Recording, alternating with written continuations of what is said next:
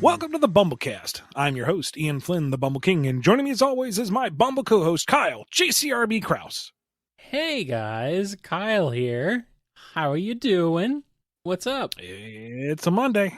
Yep, it's time. We got priority. So many priorities. Yep. These all come from our patrons over at patreon.com /Patreon /BumbleKast, Ko-fi.com /BumbleKast, and our YouTube members. Yeah. I've only done this bit how many times, Kyle?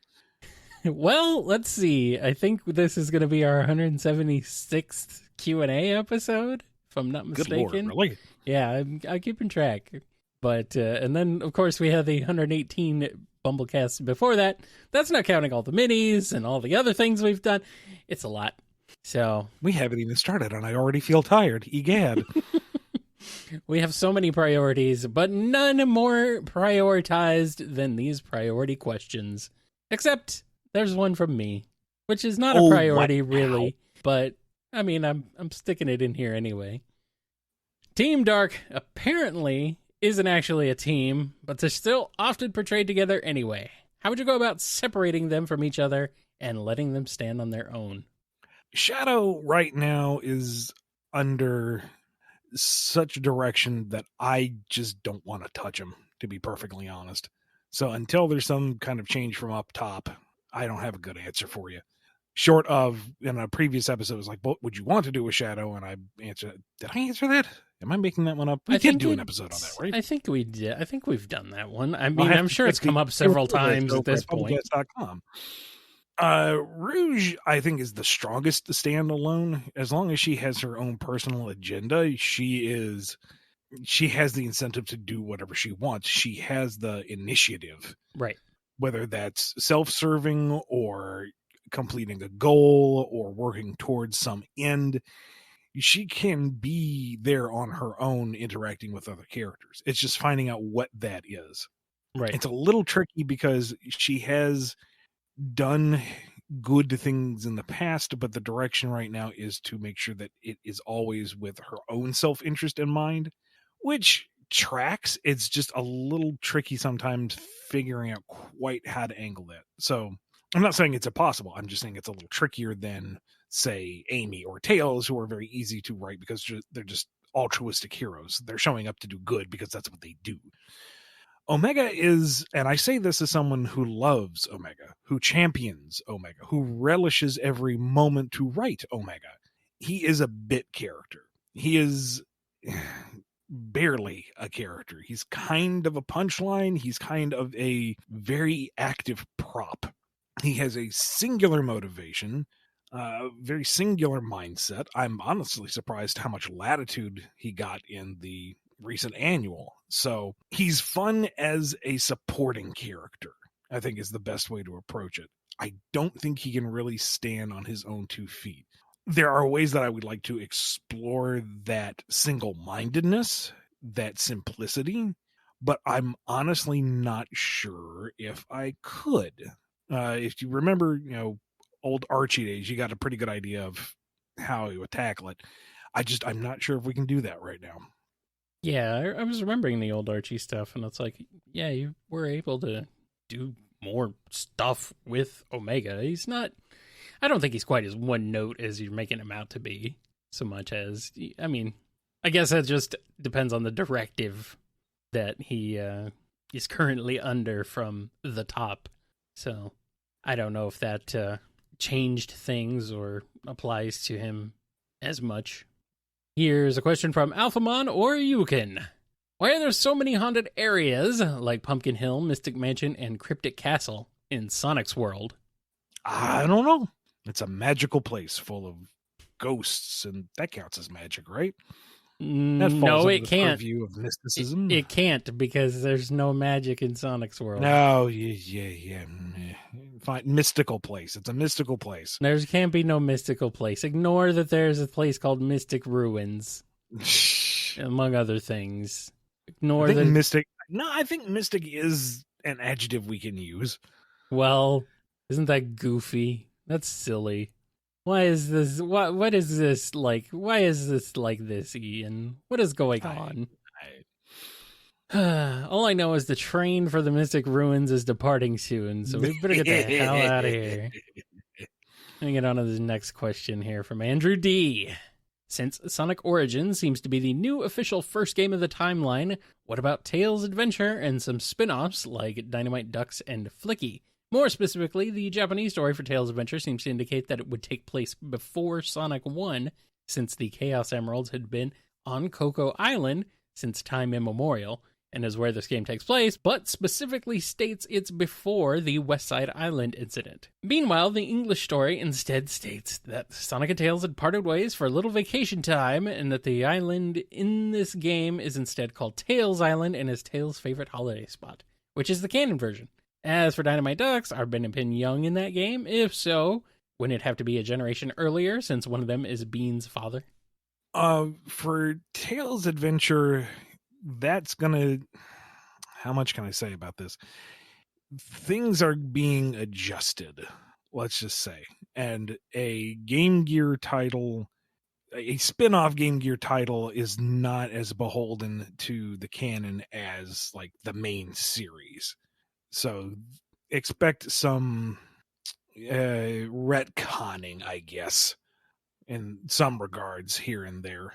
There's a lot of discourse right now about the timeline, and people are confused about the way things are fitting or not fitting based on things you've said on the show previously that have been like, wait a minute. I know what? I'm not helping much right now because I can't talk about it a lot right now. Right. Just suffice to say, don't worry about it too much because it's never really mattered.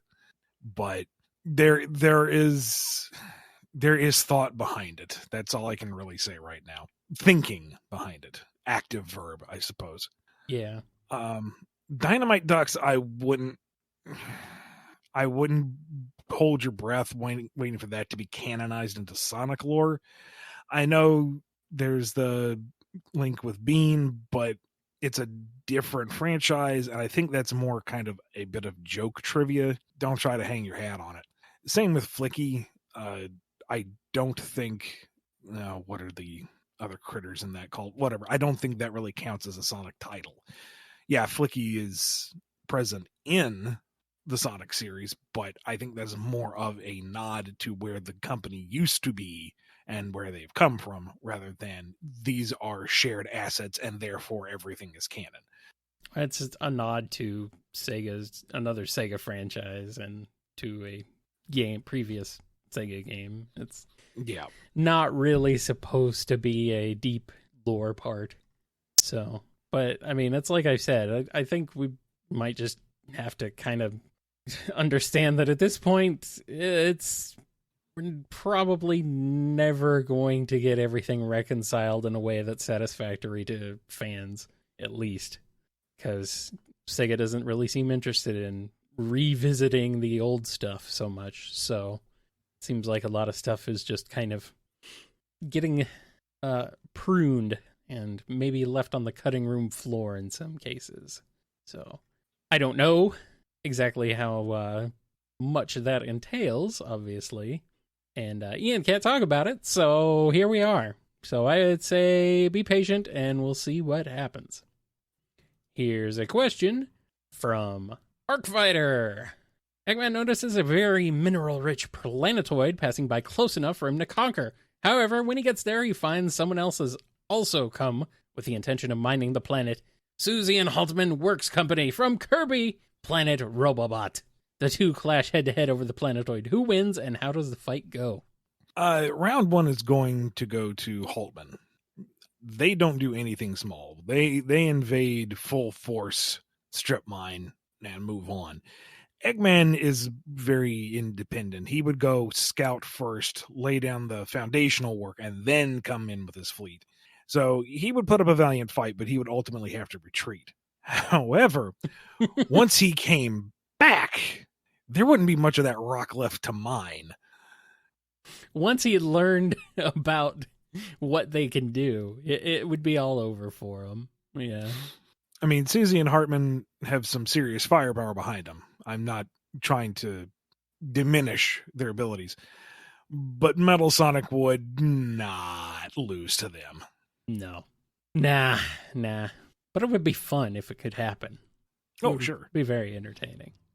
Here's a question from Batman69 LOL. The head of Sonic Team wins a high-stakes poker game with DC Comics and comes out with ownership of the Watchmen franchise. And they pass it off to you to put them into the Sonic the Hedgehog comics any way you see fit. This is so weird. How would you introduce them into the IDW Sonic world? How would Sonic handle such a dastardly villain like Ozymandias, who would kill millions to, quote-unquote, save the world? I wouldn't. Watchmen is a self-contained work. It tells its story, and it's done. It doesn't need a sequel. It doesn't need to be incorporated into a greater expanded universe.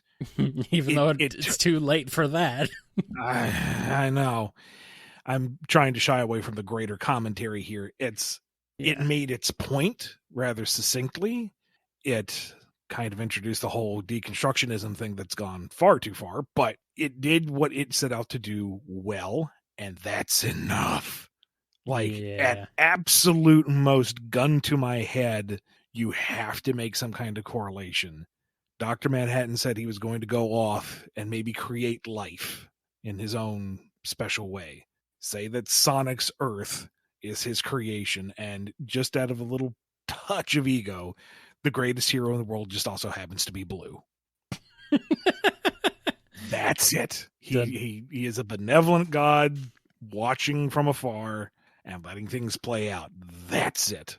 We don't need Tails coming into his workshop late at night to find Rorschach eating his mint candies. I'm getting flashbacks of Archie Sonic now. Early Archie Sonic. Jeez. Just some really weird stuff, yeah. No. We do not need a Big the Cat-styled Anthropobustus. It's not happening. No. I refuse. Oh, no. No. Chaos Sonic 1 has a question.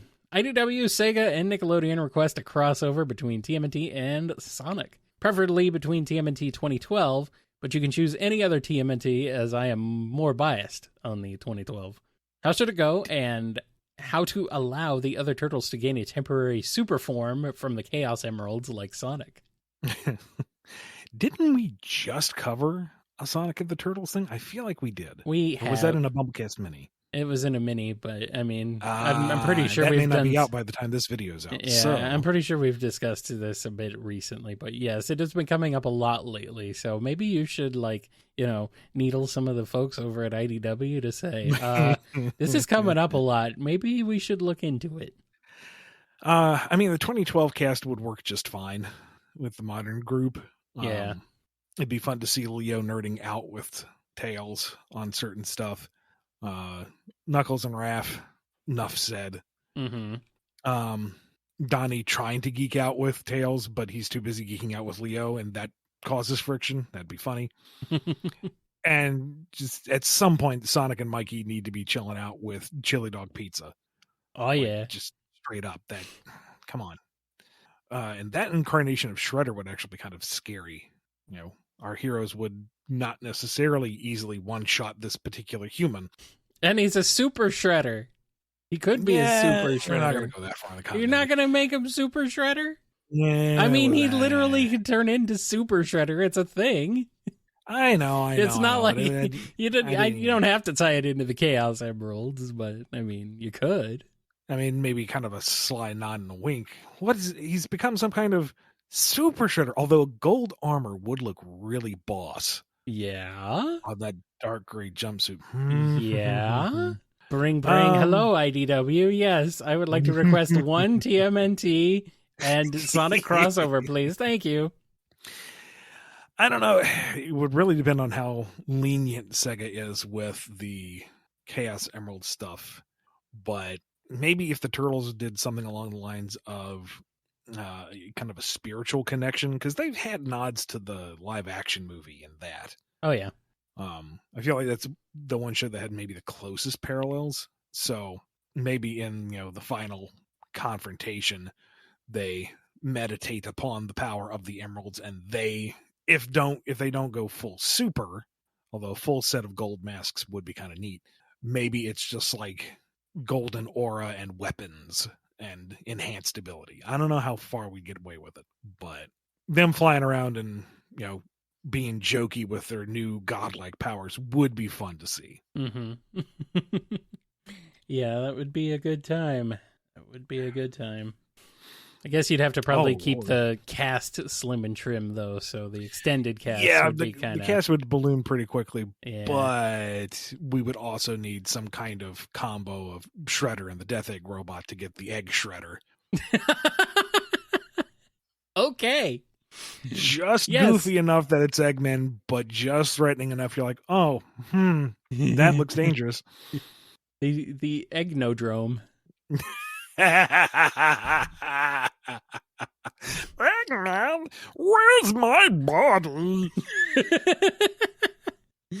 Wrong turtles. That is still. I was gonna say that's the wrong voice, but unfortunately that voice, well, I guess his robot voice is still alive, but the actual voice of Krang in TMNT 2012 is no longer with us, sadly. Oh well. I want this. Why is this not a thing? It seems like so freaking obvious. IDW, come on. You listen to this show, don't you? God, I hope not. Here's a question from Dove. You said SEGA didn't want the Warp Topaz destroyed. Any plans for it to make a comeback? I did hear one idea that was trotted around, but has since been cut. So it was surprising. It was neat. I can't talk about it. But it may show up again in some capacity one day. I don't know. I mean, it's technically still in play. Alrighty. Well, here's this one from Fang. If there was a crossover with Sonic and Jim Henson's The Dark Crystal or The Dark Crystal Age of Resistance, the prequel series to the movie, what would you like to see happen in said crossover? Do you think Eggman would team up with the Skeksis, specifically Skektek the Scientist? Side note for y'all, in Age of Resistance, he's voiced by Mark Hamill. That guy's in everything. As well should be. Yes. I am so behind on Dark Crystal lore. I remember being as a little kid being terrified of the commercial, but I was also, jumping at shadows back then. Watched it years later, and I have critiques of the narrative flow, but the artistry, the puppetry is just breathtaking. The visionary that was Jim Henson and his production team. Yeah. Unparalleled. You don't see this kind of stuff. And I haven't seen the TV series yet, just because, there's only so many hours in the day. And I really want to see it because it looked like at least they picked up the baton and they ran with it. Yeah. What little I saw looked like it was right on the money. Oh, I need to get to that. So with my threadbare lore knowledge, Eggman would absolutely join up with the Sixes. He would be a little creeped out by them. I think they're extreme even for him, but he would see a group that he could manipulate because they wear their indulgences on their sleeves, quite literally in some regards. And he would capitalize on that quite easily. The Gelflings are already kind of a adorable small woodland thing that needs protection. So Sonic and the crew would be right at home, getting in the mix and helping them out. Oh, this sounds great. This would be fun. I don't have anything more in depth than that, but man, if we got that option, you better believe I would be diving into the research. Jim Henson style Sonic puppets. Could be real interesting. I'm imagining this now. It's hard to imagine, but it is. God, the weight of the Sonic puppet head would be enormous. Well, you just have to make it out of paper mache. It'd still be like 50 pounds of paper mache. I guess that's true. What if they had like a scaffolding and you did more of a marionette thing so it's suspended by cables? Spray paint a beach ball.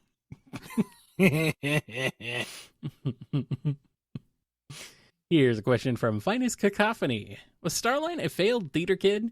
Man got so bitter about it, he became the weird kid in science and strove villainy, all because he was bitter?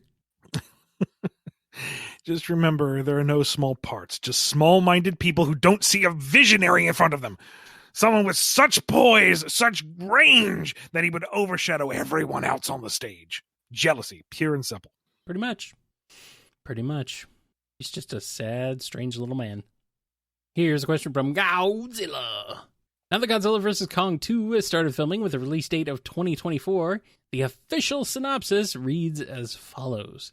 The sequel pits the almighty Kong and the fearsome Godzilla against a colossal, undiscovered threat hidden within our world, challenging their very existence and our own.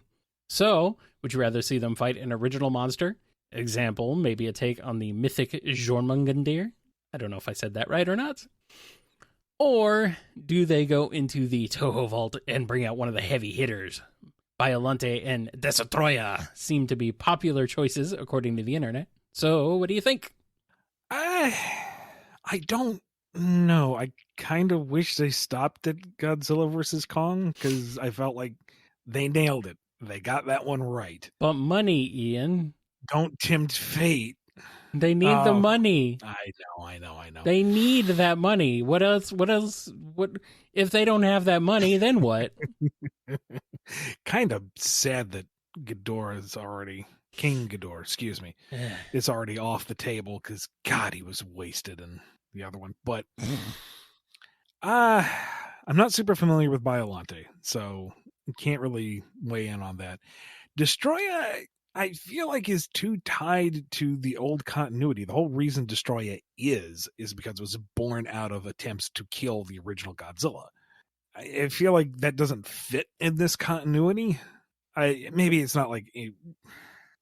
I almost said maybe it's not really that important. I think it is important. I think it is very important because it's part of the whole cyclical nature of Godzilla's life and the struggle between, the titans of, Godzilla Reborn and the very essence of what killed him. I don't know about that. And maybe an original one, I guess, but it'd have to be really cool to warrant, a team-up fight. And Jormungand, again, if I'm saying that right, I don't know. I love the idea of the world serpent, but Big Snick is not necessarily great. I mean, I know it's big monkey, big lizard, but there's something iconic about Kong and Godzilla. And I don't know, maybe if they designed a cool enough giant boa, I don't know. It's really hard to say. Now, I'm of half a mind to say go full silly and bring in Space Godzilla, which makes me a gigantic hypocrite because where the hell does that make any sense in this continuity? But I don't know. I dig Space Godzilla's design. It's goofy, but I like it. I don't know. They could just bring in the characters from Rampage instead. There we go. Ultimate crossover. I don't know. Maybe they're going to surprise us all and it's going to turn out that it's Angarius after all this time. He finally gets his due. Yeah, finally. Would be finally. God, freaking guy. Or maybe it's Krillin of Godzilla. Or maybe it's just perfect chaos. Hey, I'd watch it. I mean, yeah, of course we would.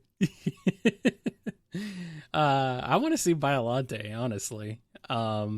As you could go with like the environmental message, is like it would fit like our very challenges, our very existence. Well, I mean, yeah, that kind of fits considering what's going on right now. Just personify the environmental threats.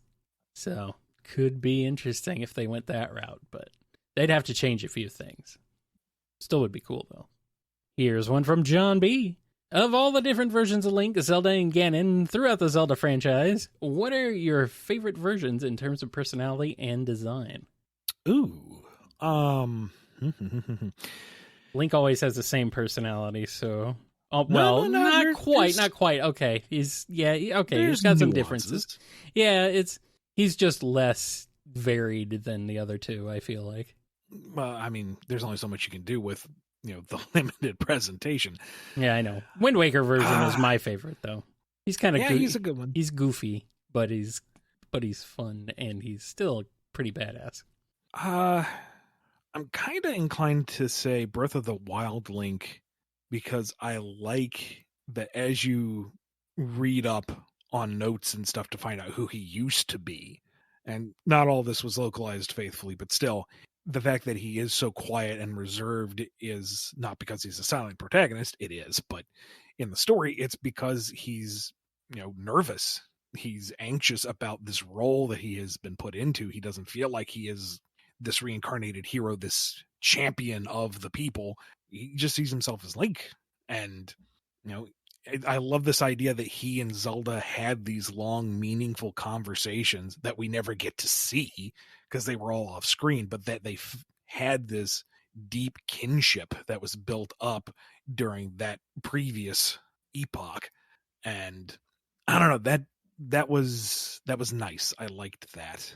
Also like Ocarina of Time to Majora's Mask Link. Because, Ocarina of Time, it's Link being thrust out into a cruel destiny that he was not prepared for and just meeting it head on. But by Majora's Mask, when he's, this little 8-10-year-old is doing side cartwheels and fighting just absolutely ferociously all these horrors without hesitation. It's like, this kid's been through the trenches. Zelda may have sent him back in time, but he remembers. Yeah. That muscle memory is still there. Yeah, that's true. He's still a little childish. He's still pure of heart, but he's seen things and he's grown from it. And he's seeing more things currently throughout that game because, yeah.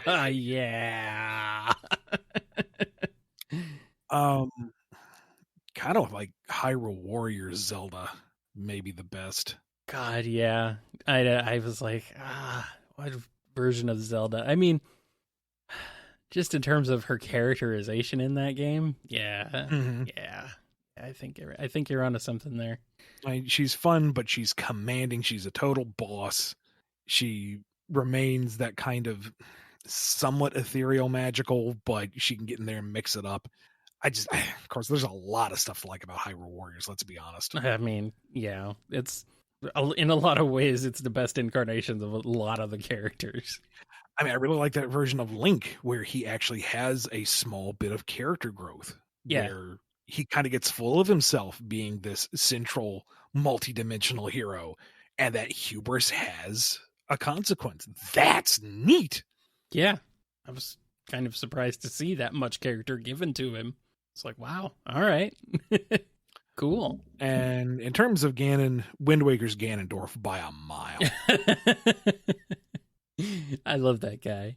Like the line about how he envied the winds of Hyrule Fields. Like, oh my God, you actually have motivation. You are relatable and semi-sympathetic, even if you are a heartless conquering monster. Just, oh man. Yep. Yeah, I like him. There was a piece of fan art. It's more like a comic strip, but it's from the final duel between in Wind Waker, and it's Ganondorf is kind of winded from the fight. He looks past the present Link and Zelda, and in the cascading water, he sees this kind of flickering reflection of Ocarina of Time's era Link and Zelda, giving him the same stink eye. And he just kind of smiles to himself as he realizes the cyclical nature of it all. It's silent, but it says so much. And yeah. And technically she counts, but I almost feel like Tetra is her own character. She's not a Princess Zelda. I know she is a Princess Zelda, but I like Tetra better. In that game, at least. Yeah. And like Sheik is Zelda technically, but yeah. Still feels like a different character.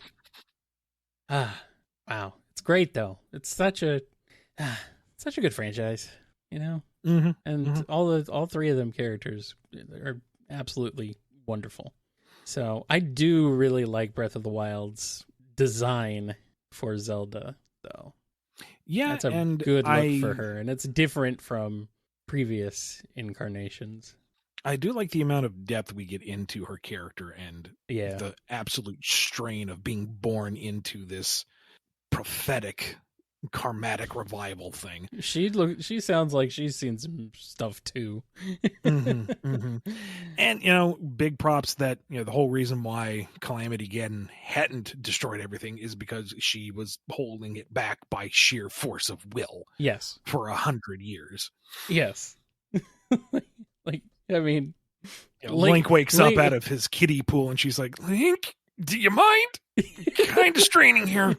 Link punked out. Take your time. Go catch a frog, make some stew, but I really, really need your help right now. Link punked out for 100 years and she's like, well, guess I got to do everything around here, dang it. Yeah, but Link's big stand and what was the name of the field? Shoot. But, this vision of him taking on those frickin' Guardians solo in this desperate, no Spartans never die type moment. Yeah. That is one of the reasons why I was so disappointed with the other Hyrule Warriors game, is that they build it as the war of 100 years ago. Yeah. And I was hyping myself up for that heartbreaking finale. I wanted to be given control of Link fighting solo in that field until the numbers just overwhelmed, to do that heroic last stand. None of this pull at your ass time travel. Oh, we're going to rewrite history. Yeah, no. Yeah. Give me my bad end. Make me cry. Come on. I want it to hurt me more, Snake.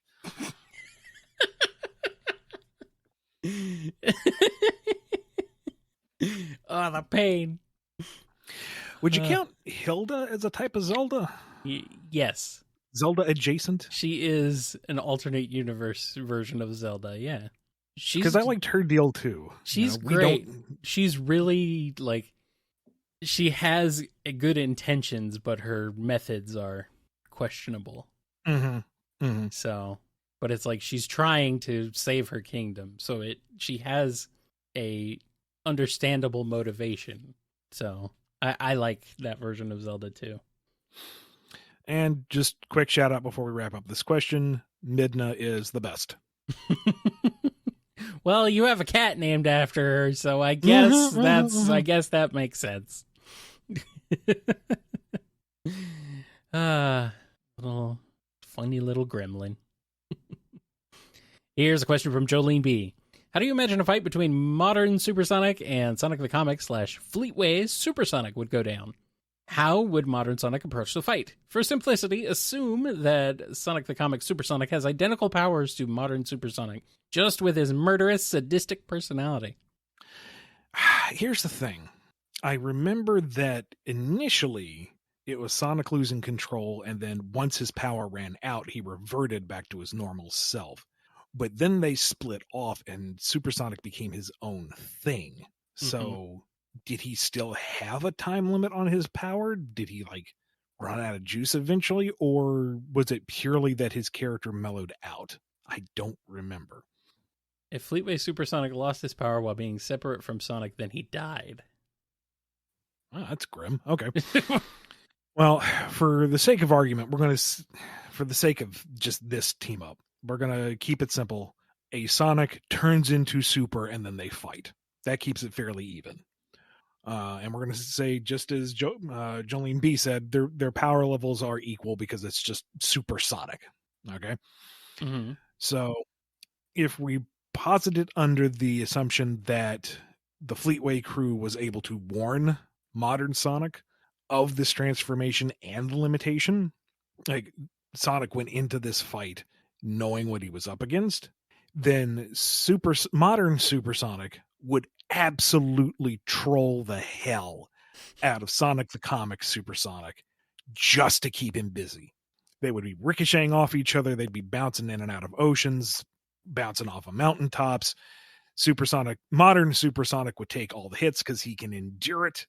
The whole point of the fight is just to keep Fleetways occupied until the power runs out and reverts. And then the two of them would kind of jockey over, well, I wasn't really trying. I would have won that fight if we actually fought. Well, you want to go again? No, that's okay. Oh, so you're scared. And then they just continue to bicker and banter. So it's like classic Sonic, but classic Sonic is a jerk. and then he becomes a super jerk when he goes super. Got it. Although, I think classic Sonic's jerkiness, or Fleetway Sonic's jerkiness, is kind of overstated. Like, it's kind of pulled from out of context panels from Fleetway. To a degree. But yeah. then again, it's been a long time since I read Sonic the comic. Yeah. He's still kind of a jerk, but, I mean, less so than I think people make him out to be. Oh, well. Here's a question from Exadel. Battle of the Purple House Cats. Big has eaten all the pudding, and Beerus has just stepped on Froggy. Who wins this slugfest?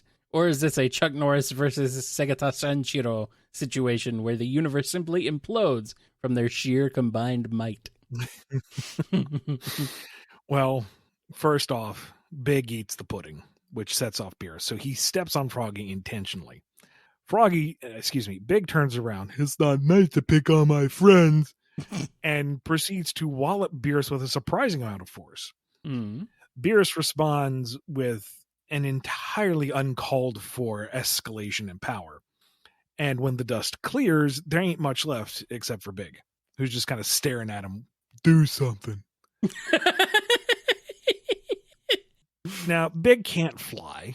He can't channel his ki. He's pretty much just stationary. How do you know he can't do any of those things? Okay. Maybe he is restraining himself. Maybe that's a weighted belt. Maybe. Mostly I'm thinking that Beerus just continues to throw larger and larger explosions at him and not doing anything. How could you doubt our Lord and Savior, Big the Cat? Until we steps in and says, before they obliterate the entire planet, do you even remember what you're fighting about? And no, neither of them do. Beerus because he's a little distracted, and Big because he's big. And so Big makes amends and starts catching fish, and Beerus starts eating them, and now they're friends. Problem fixed. Here we go. Perfect. All right. With that, we're going to take a quick break, and then we'll be back with more BumbleKast.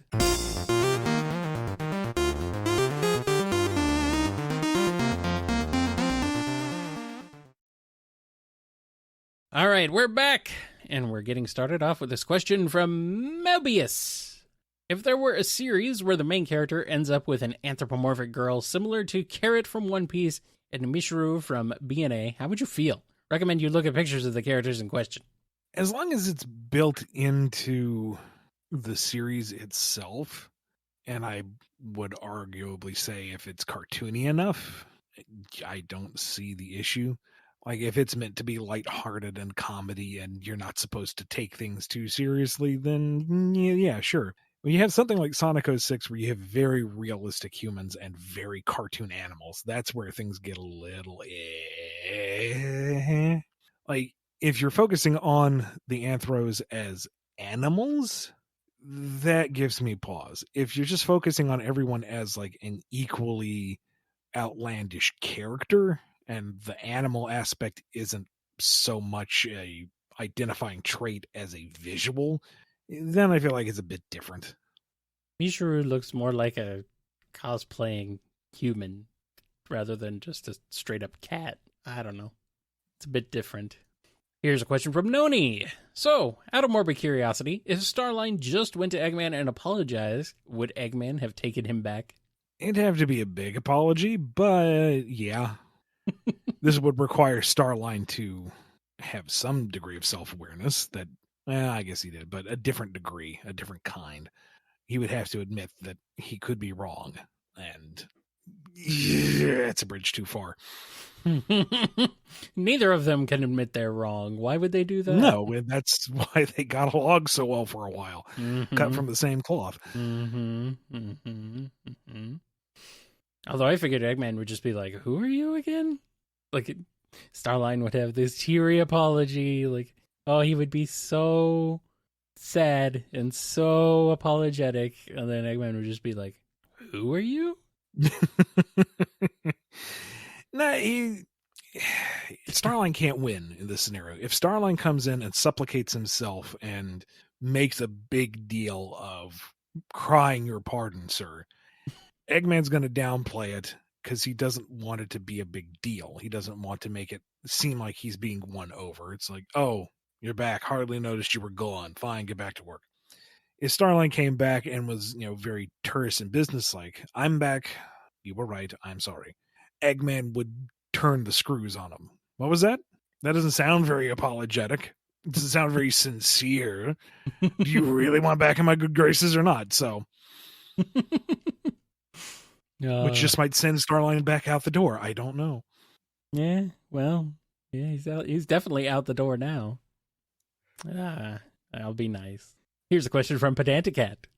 Thoughts on the Blue Typhoon introduced in Season 3 of Sonic X, and would you ever want to give Tails his own flying fortress / spaceship in IDW? I feel like this is the most impressive thing Tails has made to this day across all media. Seriously, where did he get the resources to make this? And that's my issue with the Blue Typhoon. The design is cool. I especially like the kind of callback to the Mystic Ruins runway with the palm trees on the deck. And it served its purpose in the story, and it was neat and all that, and so on and so forth. I seem to remember it basically had a moonstone cannon, a la the Delphinius in it, which I'm an easy sell.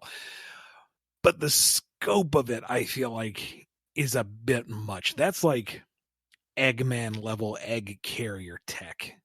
And I feel like there needs to be some distinction between Eggman and Tails in terms of tech style and scope. Let Eggman have the flying fortresses and the modular battle rigs and robot armies. I like Tails being a little more small scale.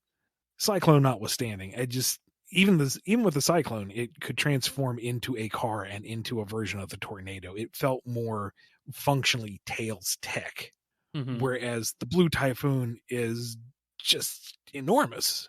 I don't have a counter example for what they could have done in Season 3. I mean, if anyone's going to build a rocket ship for planet hopping, I guess it has to be Tails. But I don't know. I just felt like it was a bit much for Tails' ability. I don't know. Maybe I'm being too nitpicky. I don't know, man. It's just cartoon logic. Where do they get the resources from them to make this stuff? Yes. Although it did set up one of the greatest friggin' moments in that season when Shadow's coming after Cosmo and Tails tricks him into the cannon and just yeets him into space. It's like, yeah, boy. That was also the episode that gave us our one and only Shadow versus Knuckles fight. So maybe we'll see that in the third movie, and it won't just be a cop-out fight. And that episode also kind of highlights my frustration with Shadow's character in that he could have explained the situation to anyone on that ship, but he chose not to, just because he was single-minded in his approach, and Shadow doesn't speak his thoughts to other people. I hate that. That's not a character trait. That's an idiot plot. However, once he corners Cosmo and he's about to deal the killing blow, and he says with a degree of compassion, "Close your eyes."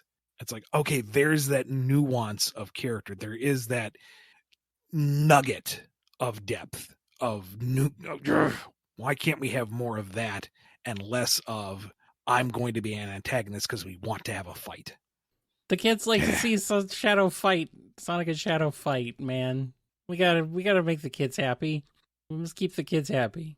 If we don't keep the kids happy, bad things happen. Like, if he had gone to the crew and said, I know that Cosmo is an inadvertent sleeper agent for the Metarex.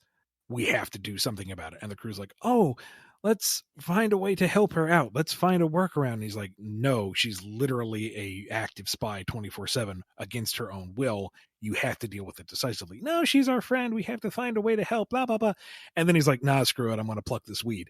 That right there would satisfy me. But that's not what we got. It would be even better if he actually phrased it that way. Yeah, it might be a little out of character, but I mean, it is, but then again, he would also take candy from a baby because that's fine with him. So what do I know? I'm glad you remembered that because I completely forgot. Still love that line. So dumb. So dumb. Scurvy Pirate Dog has a question. 2 of the Sonic series' most iconic princesses, Blaze the cat and Sally Acorn have never interacted. If they had to team up or go on an adventure together, how would they get along? What kind of dynamic would they have? I feel like there might be a little bit of friction at first because Blaze is very independent.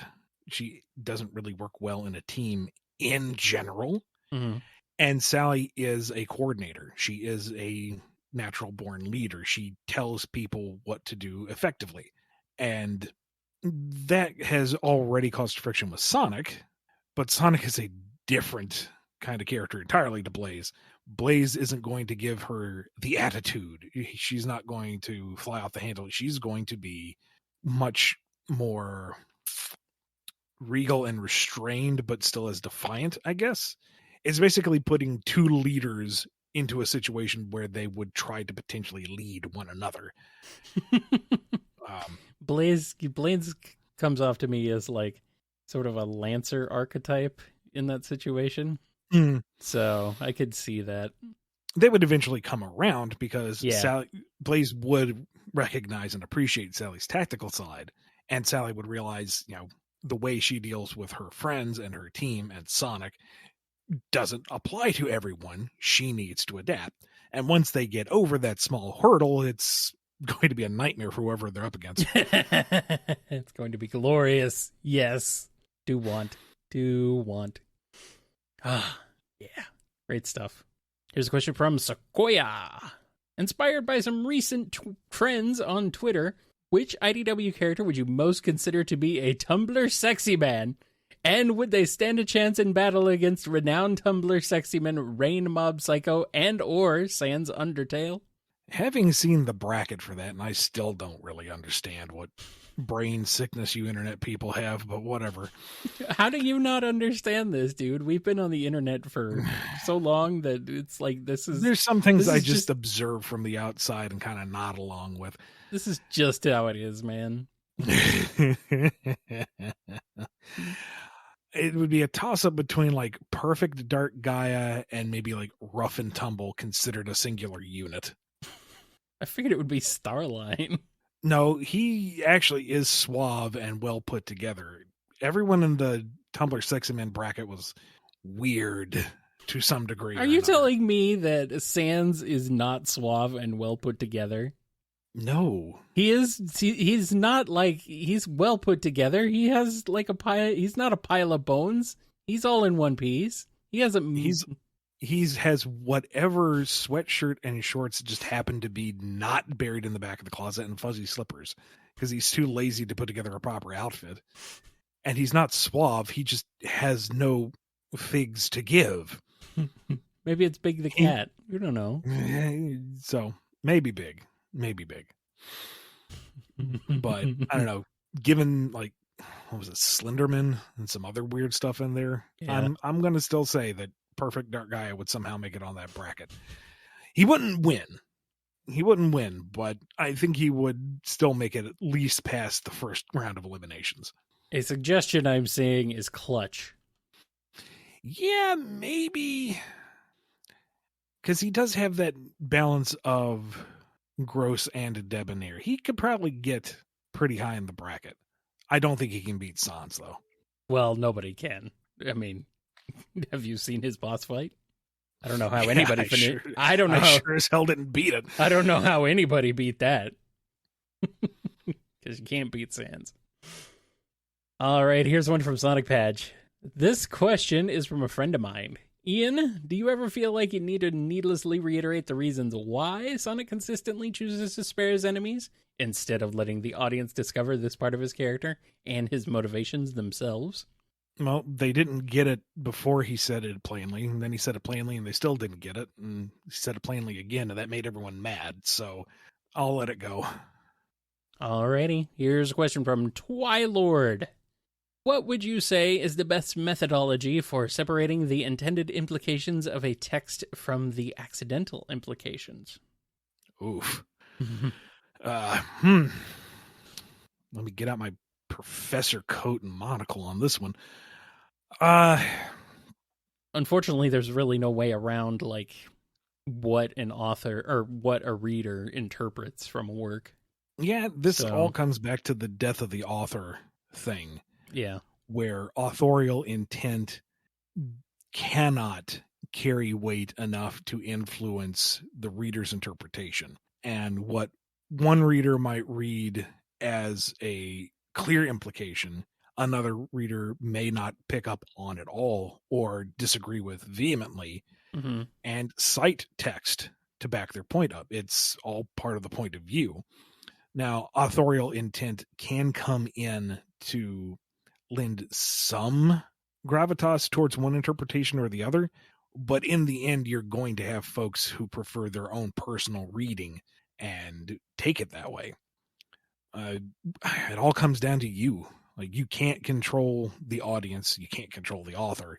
All you can control is your own personal interpretation of the media you consume. And if there is a particular implication or reading of it that you find striking, for good or for ill, it might be worth researching it a bit and see if that is the common consensus, if there was authorial intent.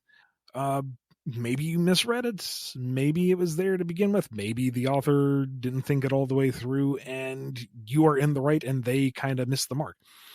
It's a broad topic, so I can't really give like a very specific answer on it. Yeah. Think critically about your responses to what you consume, I guess, is the general guidance I can offer. It's interesting to think about. Like, I mean, obviously there's certain implications where, you know, society has just changed over time. Like the views of the people at large have changed over time. So, you know, certain things that were considered, I don't want to say acceptable, but that weren't considered a bad thing at the time the story was written are now bad, considered bad, I should say.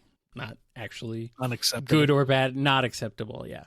Things that were acceptable versus not acceptable, even though obviously it was never acceptable, but it was socially accepted. It was accepted. Yeah. So things change over time, and so that's sometimes you got to keep in mind, like, when was this written? So things like that too. Yep. So, but that all kind of falls under the purview of critical thinking. That's hard though, Ian. It can be. Yeah. I absolutely hated it in all my English classes. I just wanted to enjoy the work, but it is a vital skill that I didn't appreciate learning at the time. I certainly do now.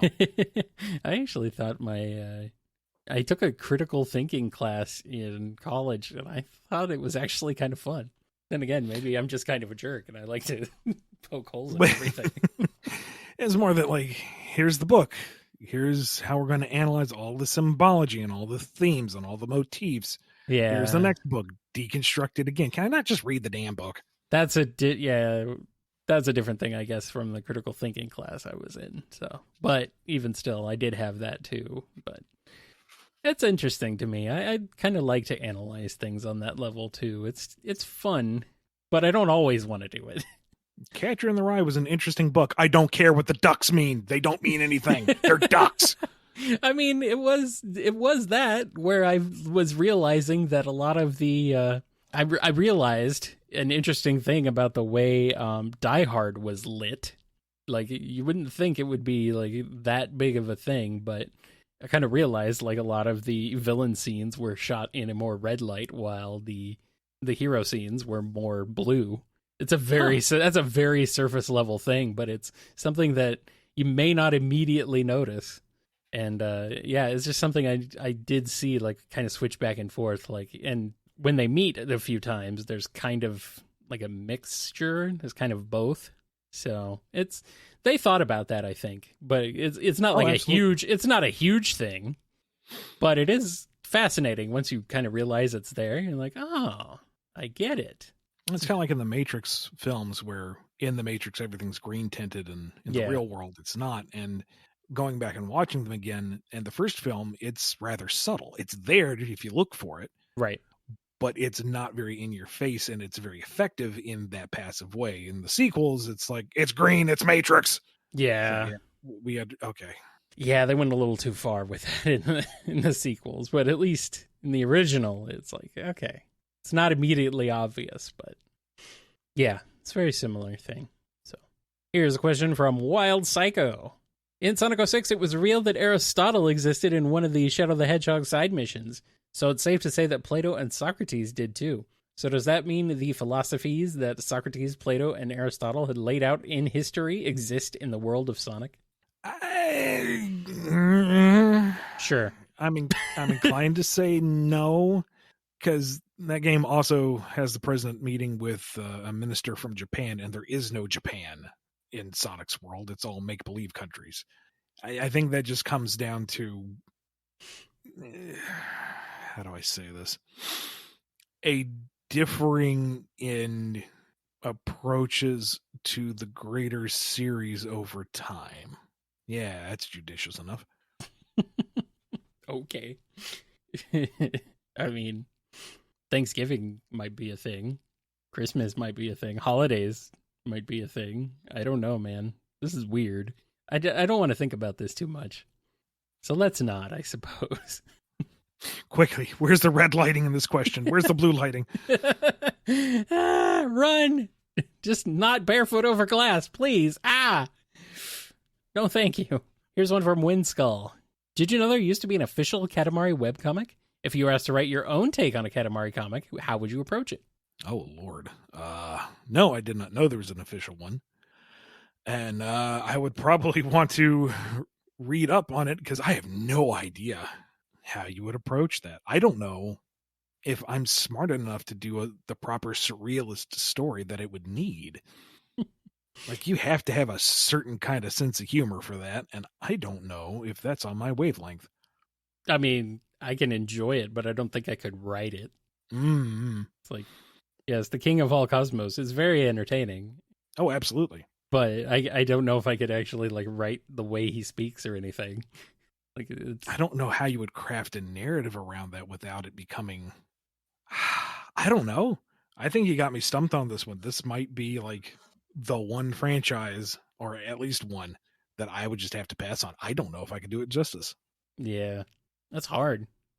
Here's a question from Windstar Osprey. Back in the Archie days, marine Mobians like Razor, Coral, Pearly, Abyss in the flashback, and the rest of Meropis seem to be exempt from Sega's mandated Mobian dress code as far as footwear and gloves are concerned. It makes sense, as it gives them a slight otherworldliness that comes with being sea dwellers, and that they'd likely get in the way of their ability to swim. Since Mimic has exposed hands and feet, does this still hold true in IDW? Also, Mimic has gruesome-looking scars under his poncho or whatever that thing is, which is why he never takes it off. Calling it now. 500 Mobiums. Any takers? What's the exchange rate? I hesitate to use Mimic as an example of a continued visual trope, because Mimic right now is a one-off.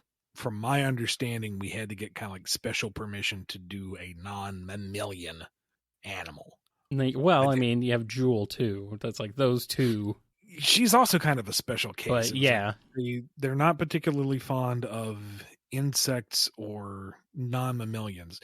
Avians, I don't think we've had any notes on background characters, but they prefer to stick with small to medium range mammals. I hate that. I'm on the fence. But Mimic, I think it was the concept alone kind of sold it. Like, he wouldn't work as anything else. I would love it if he became kind of an ambassador for that mentality, or like the foot in the door, the shoeless flipper foot in the door. But I don't know.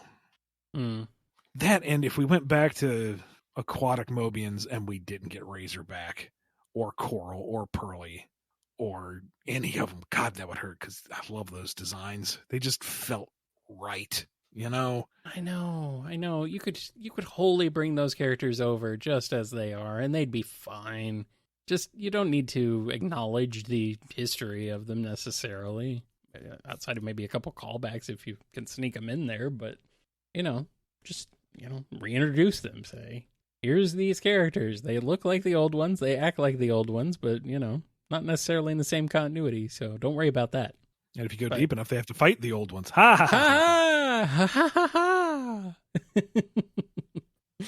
Yeah, I would like to see that. Most of the reboot characters really should just honestly be brought over. But I'm not Mr. Sega. I wish I was, but I am not. Also not Mr. Sega, Wolfsbane. Izuka said recently that he wants to solidify everything or have everything feel like they're a connected universe in terms of a more unified Sonic universe. What does that mean for you who works on IDW and now the upcoming game? Would this make things better for you since you're working on both mediums? Is it something we shouldn't worry about for the time being? And you might be able to tell us when the time comes? And how would this affect Defunct's staff that has popular characters like Sally and Styx, both characters you want to bring back in? I cannot comment on any of that right now. So you are dead on with don't worry about it right now. And I will gleefully talk about things when the opportunity arrives. Alrighty. And our final question for this episode comes to us courtesy of The Cartoonist. Seeing as people are starting to get nostalgia for the 90s, what's something from the 90s you're both hoping stays dead and buried? Like Pogs, Tamagotchi, or Lars Ulrich whining about Napster? Ask your parents about that last one, kid. No, I liked Pogs. Pogs could come back. Why not? They're fun to collect. They've got lots of fun designs.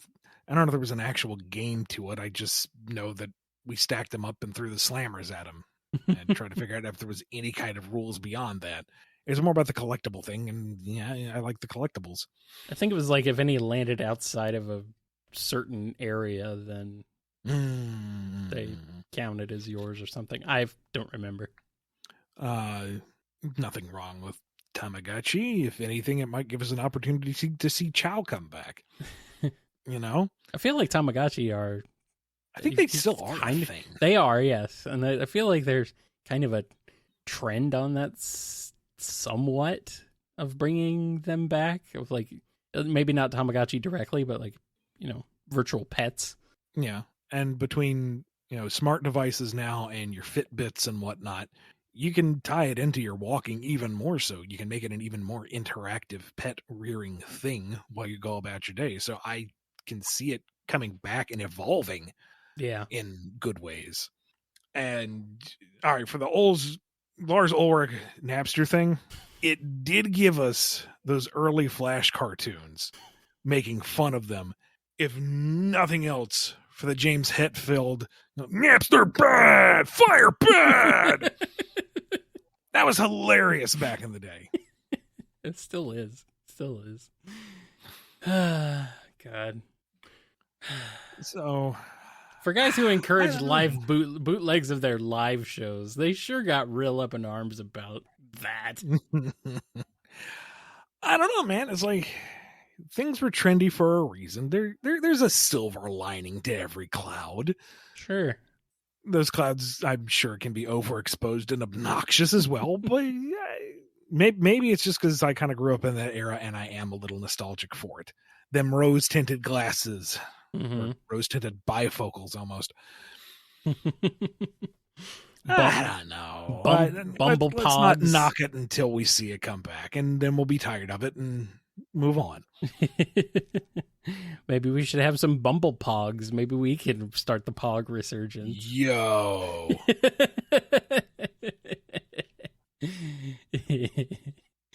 We could start a renaissance with Jim Sterling, because they also are big Pog fans. It's the BumbleKast, but in Pog form. We need some BumblePogs. Yeah. Put them up on the Ko-fi store alongside the BumbleKast dice. I don't know if you can do custom Pogs. I'll have to look into that, but that might be cool. That might be fun. We'll see what we'll see what we can do.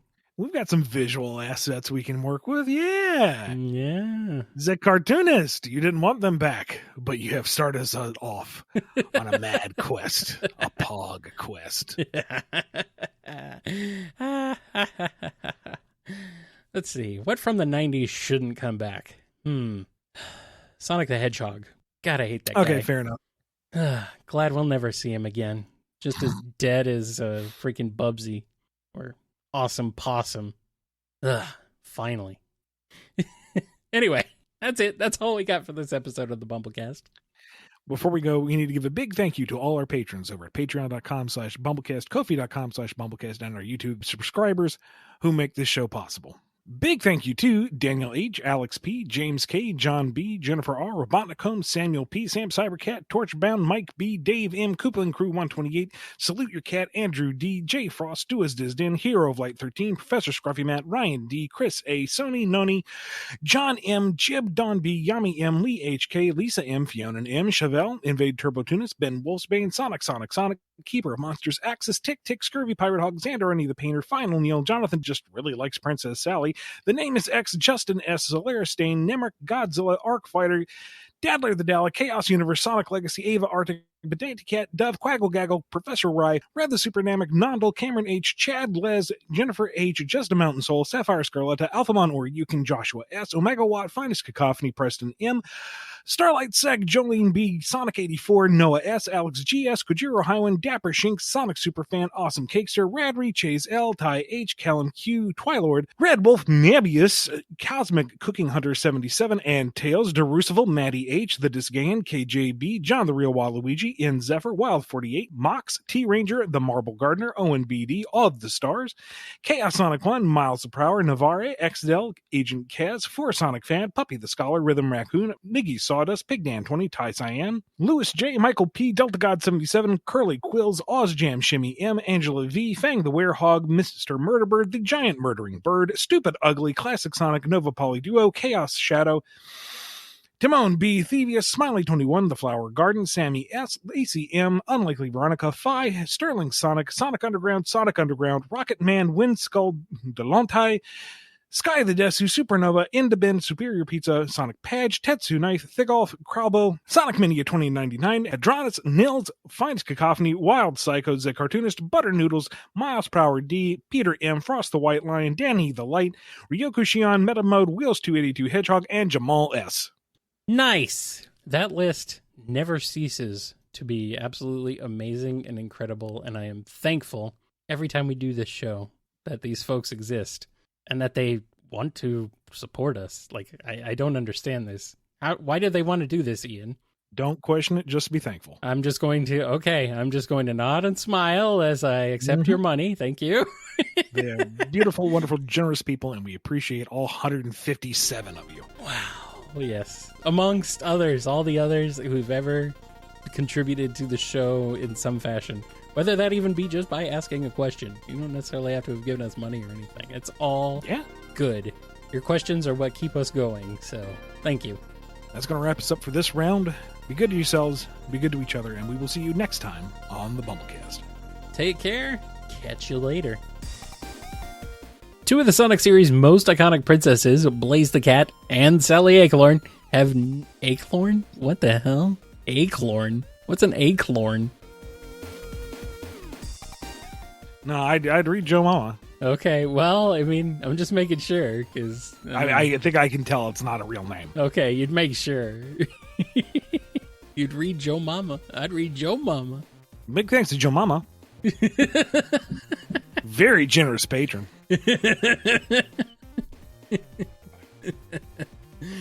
Oh, man. What is this, the 90s?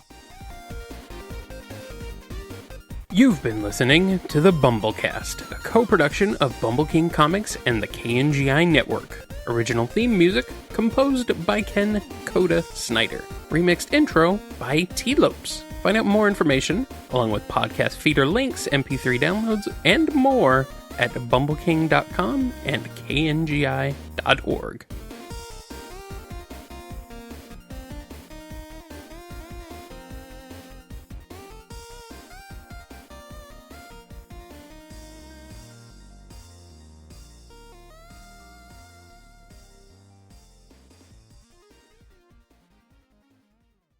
The doorbell does not have a fancy speaker or anything. It's just a classic, plain Jane, boring old doorbell. It's no fun. It's no fun at all. I can't program my doorbell like Family Jewels can, if you look up his videos. his non-music videos. He makes non-music videos? Yes, he has a whole nother channel. It's called Jules Conroy. It's just his name.